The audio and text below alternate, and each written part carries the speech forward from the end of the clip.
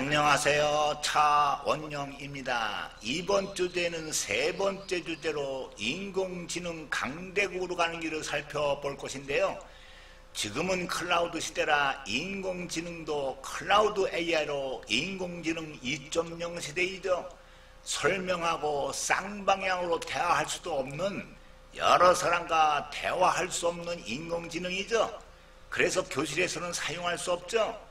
그래서 설명하고 사람 수준에 맞는 대화를 할 수 있는 인공지능 3.0 시대의 XAI, 즉 Explainable AI를 개발해야 하고, 요즘 대세는 엣지 컴퓨팅이라 엣지 AI를 개발하여 가로 세로 높이 1mm보다 작은 마이크로 컴퓨터에 잡아넣으면 우리가 인공지능과 사물 인터넷의 강대국이 될 수 있겠지요.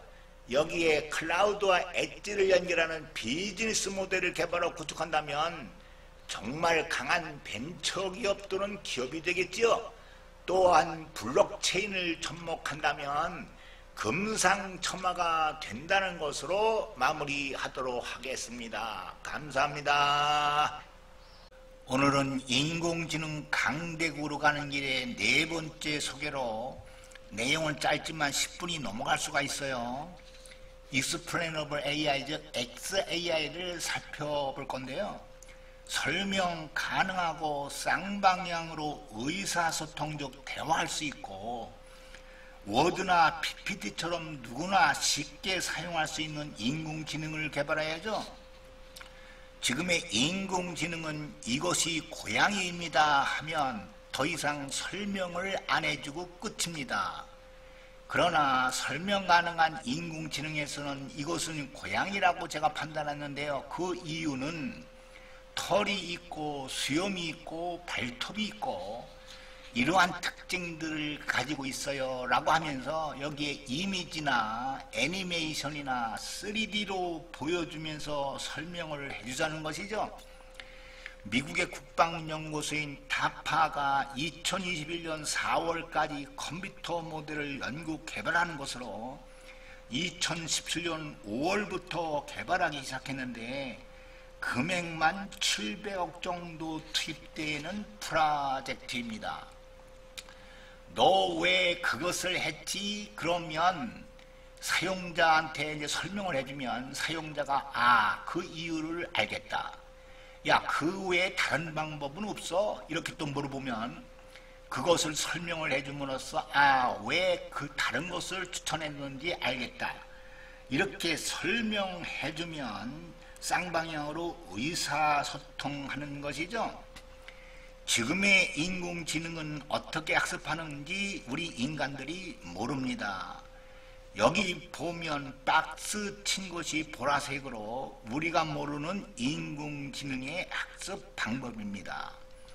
알파고 원리, 그 이후에 알파고 마스터, 그 이후에 알파고 제로는 데이터를 훈련시키지도 않아도, 여기 보면 트레이닝 데이터 있죠? 데이터를 훈련시키지도 않아도, 데이터를 아예 주지 않아도 스스로 학습하는 백지 상태에서 학습하는 타블라 라사에서 시작한다는 것인데, 이것을 우리가 블랙박스라고 부릅니다. 지금 많은 과학자들이 블랙박스를 찾아서 XAI를 적용하는 데 노력하고 있는데요. 이 블랙박스를 찾아야 그래서 모델링이 가능하고, 그러면 여러 산업에서 최적화해서 사용할 수가 있겠죠. 법률 분야, 의료 분야, 유통, 물류, 교육, 행정, 국방에서 각각 달리 최적화해서 사용할 수가 있겠죠. 특히 교실에서 여러 학생들과 대화하면서 수업이 가능하겠지요. 특히 사이콜로지 오브 익스플레네이션이 매우 중요한데, 사람 수준에 맞는 설명을 해주는 것이죠. 물어보는 사용자가 유치원생인지 초등생인지 중학생인지 고등학생인지 대학생인지 직장인인지 교수인지 전문가인지 물어보는 사람의 수준에 맞게 맞춤식으로 설명하고 대화를 해야죠. 지금의 인공지능 2.0은 CNN, RNN 등 알고리즘을 이용한 DNN인데 DNN은 모노태스킹에서는 인간보다 강하지만 멀티태스킹에서는 매우 약하죠. 얼굴인식, 음성인식, 사물인식, 이미지인식, 감정인식 등의 각각의 인식에서 신뢰 수준인 95%를 넘을 수 없다는 한계가 있죠. 우리가 XAI를 개발하고 여기에 감성, 감정 등의 바이오 지능을 융합하고 개미가 먹이를 찾을 때 집을 직경으로 찾아오거든요. 시카고에서는 이를 이용한 교통 시스템을 개발하고 있는데 이와 같은 자연지능을 개발하고 융합하고 계속해서 또 무언가를 찾아서 XAVNI 알파에 도전하고 우리가 개발한다면 95%의 한계를 넘어서 99.95%의 XAVNI 알파에 우리가 가장 앞선 강대국이 될 수 있겠죠. 구체적으로 보면 여기에 말뭉치가 있습니다. 자연언어를 처리할 수 있는 방대한 표준 언어인데요. 음성 인식과 번역의 정확도는 이런 말뭉치가 얼마나 풍부하게 정교하게 구축되어 있느냐에 달려 있는데요. 예를 들어 최근에 유행어인 소확행, 가성비, 가심비, K-팝의 노래 제목, 가사, BTS 등을 업데이트해야 하는데요. 우리나라는 2007년까지 소설 4,000권 분량인 2억 어들의 말뭉치를 표준화시키고 끝냈어요. 중지한 것이죠. 미국은 3천억, 중국은 1,000억, 일본은 50억의 말뭉치를 갖고 있어서 음성인식이나 번역에서 우리보다 월등히 앞서 있죠. 그래서 우리나라도 10년간 멈춰있던 말뭉치 사업을 2018년에 다시 시작해서 2022년까지 총 160억 말뭉치를 구축하는 국어 정보화 사업을 진행 중인데 아직 멀었죠. 한글 운율이라는 것이 있습니다. 전 세계 언어 7,000개 중 한글이 가장 아름답고 리듬 박자가 있지요.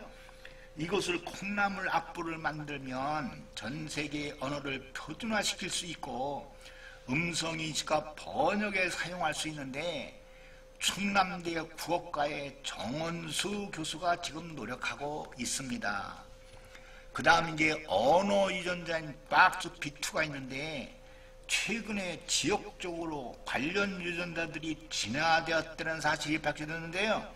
왜 한국인은 한국말을 하고 유럽 사람들은 유럽어, 미국인은 영어, 일본인은 일어를 하는지 또 이것도 밝혀서 융합시켜야 하겠지요. 브레인 맵도 연구해야 하고 지금의 인공지능 2.0은 인간의 신경세포 즉 뉴런과 시냅스를 모방해서 DNA 알고리즘을 구현하는 것인데요. 신경세포는 30%에 불과해요. 70%는 비신경세포예요. 바로 신경교 또는 성상세포 등인데요. 이 신경교가 시각피질에 있는 뉴런들이 하지 못하는 시각 자극에 반응하고 있다는 사실이 밝혀졌어요. 따라서 비신경세포의 메커니즘도 밝혀서 융합시켜야 하겠지요. 뉴런, 시냅스 뉴런을 전기신호로 연결하는 방식을 불을 붙이는 발화, 즉 스파이킹이라고 하는데요. 이를 스파이킹 신경망 네트워크, 스파이킹 뉴럴 네트워크라고 합니다. 특히 우리 뇌는 병렬인 2층이 아니라 다층 신경 네트워크로 구성되어 있는데요. 최근에 과학자들이 뉴런의 층은 6개층이라고 밝혔는데 뉴런 하나당 시냅스가 10,000개가 연결되어 있어요. 그래서 100층이 될 수도 있고 10,000층이 될 수도 있겠지요. 우리가 기억을 떠올릴 때 뉴런, 시냅스, 뉴런이 불꽃으로 연결되는데 만약 앞에 있는 뉴런이나 시냅스 고장났거나 죽었으면 바로 점핑하고 위에 하는데 100개를 점핑할 수도 있고 10,000개를 점핑할 수도 있어요. 아니 100만 개를 점핑할 수도 있어요. 그래서 이를 점핑 신경만 네트워크라고 합니다. 여기 보시면 점핑 뉴럴 네트워크이죠. 그러나 지금의 실리콘동의 고체로 만들어진 반도체 칩들은 앞에 콧이 고장나면 나가지 못하죠. 더욱 재미난 것은 A를 기억할 땐 죽었던 시냅스가 B를 기억할 땐 살아나는데 이를 가소성이라고 합니다. 다시 말해 어떤 때는 불이 안 붙고 어떤 때는 불꽃이 연결되는데 이를 불꽃 시간 의존적인 가소성이라고 하는데 이들의 메커니즘도 밝혀서 융합시켜야 되겠죠. 우리의 뇌는 물리공간에서 일어나는 일을 세포들이 생물학적으로 감지하여 오감의 감각을 통해 화학적으로 일어나는 감성적 감수성을 통해 다시 물리적으로 우리 몸이 움직이고 감정을 표현하는데 지금의 인공지능 2.0은 그렇지 못하죠. 따라서 이러한 메커니즘과 모델을 만들어서 융합시켜야 오감과 감성과 이런 것 감정의 바이오 지능이 가능하겠지요. 마지막으로 지금의 고체 칩을 세포나 시냅스나 신경과 같은 유기체 칩으로 바꿔야 20W per hour의 저전류로 돌아가는 인공지능 3.0을 개발할 수가 있겠죠. 이에 도전한다면 우리나라가 인공지능 3.0의 강대국이 될 수 있겠죠. 여러분들 한번 도전해 보시기 바랍니다. 오늘은 여기까지 하겠습니다. 경청해 주셔서 감사합니다. 안녕히 계세요.